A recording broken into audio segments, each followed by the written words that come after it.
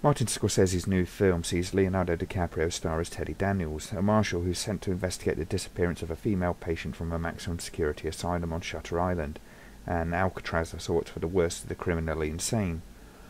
Within a short time of arriving, things seem to be amiss, as the hospital staff are clearly hiding something and obstructing the investigation.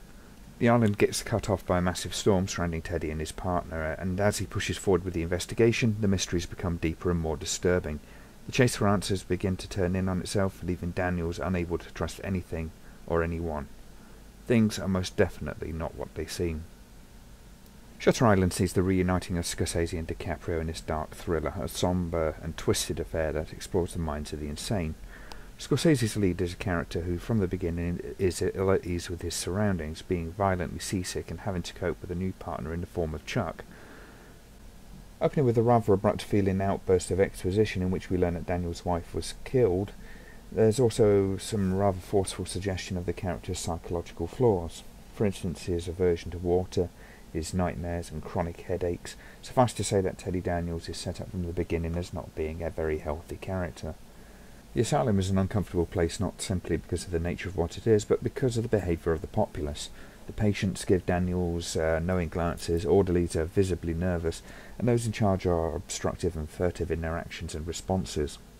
Driven by the subterfuge of the island's occupants, the film's story descends into the depth of paranoia, and Daniels' grip on the situation, and indeed reality, is distorted and loosened very effectively by Scorsese, who steadily injects madness and a sense of disconcerting disorientation into every event and every twist that comes. There's a certain predictability to the story, however, and it never quite surprises, though it does manage to be involving nonetheless. The depth of paranoia and the utter lack of trustworthy characters seems to transcend the predictability, and works effectively to isolate and drive Daniels' actions, leaving both the lead and the viewers unsure of who can be trusted. Where plenty of old cliches are played out, there's several nightmare visits to a German prison camp that Daniels helped liberate, and of course these are paralleled in the reality of the asylum and its staff, possibly its purpose, and Ward C is straight out of Silence of the Lambs, though these don't distract too badly. Indeed, Ward C is simultaneously probably one of the most intimidating locales I've seen in a while, dark, wet, and full of the most irrecoverably insane who scream and moan from the shadows, always seemingly mere feet away.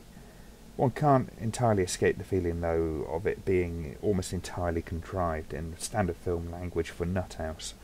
And given Dr. Corley's speech about his humanitarian approach to mental health care, this all seems at odds with his mission.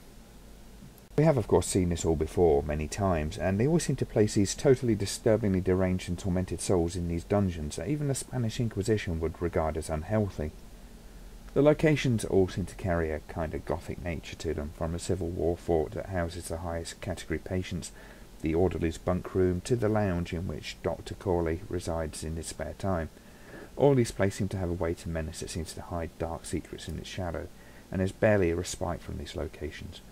Certainly after the storm wreaks havoc with the electricity and leaves the once peaceful front lawn looking like a bomb's been dropped. There are elements of this film that I can't really talk about without giving serious spoilers. There's, for instance, the backstory of Daniels' wife and children, a thread that contains the most disturbing imagery in the film, and also the flashback and images of World War II concentration camps that are important to the film, but that I can't go too far into this video without ruining the film for many. The performances are engaging enough. DiCaprio's character slips through several stages of decline throughout the movie, being totally drawn along with the increasingly insane story arc. He involves the audience quite nicely, and Ben Kingsley also puts in a great turn as the doctor in charge of the facility, who at once seems sympathetic and decent, sinister and creepy, while always giving a clear message that he knows something that we don't, and that he's deliberately pulling the wool over our eyes. This is Kingsley playing his favoured role of the Izzy evil character. The rest of the supporting cast also managed to augment the odd atmosphere of the film, and you always feel that nothing is quite right, that everyone is involved in something beyond what's been told to you. Scorsese does rather lean a bit heavy on the references to other films in many respects. Jacob's Ladder in particular was a film that came very strongly to mind mere minutes into the film, and many other titles make cameo appearances along the way.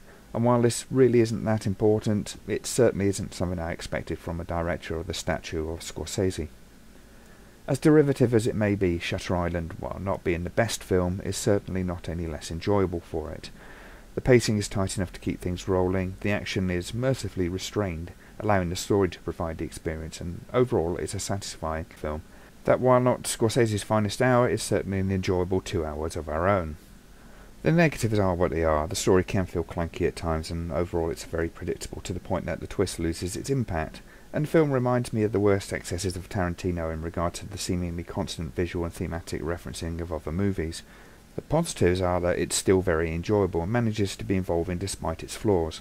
The sensation of a loss of grip on reality and the intense paranoia that we feel along with DiCaprio's character is quite exciting and interesting to the point where the failings of the movie don't matter too much. Overall, Shutter Island is definitely worth catching. Not Scorsese's most accomplished movie, but still worth the entry fee and a couple of hours of your time.